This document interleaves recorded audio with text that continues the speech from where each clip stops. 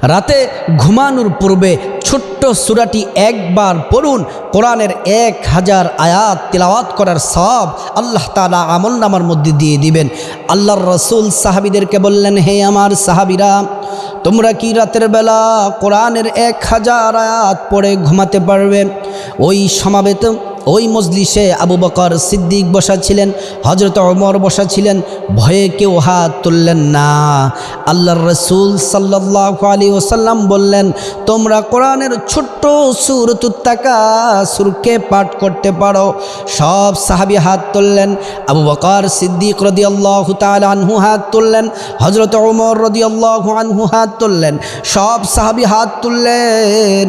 রাসূল করিম সাল্লাল্লাহু আলাইহি ওয়াসাল্লাম বললেন, ঘুমানোর আগে যদি তোমরা সূরাতুত তাকাসুর একবার পাঠ করতে পারো, আমলনামার মধ্যে 1000 আয়াত তেলাওয়াতের সওয়াব হয়ে যায়।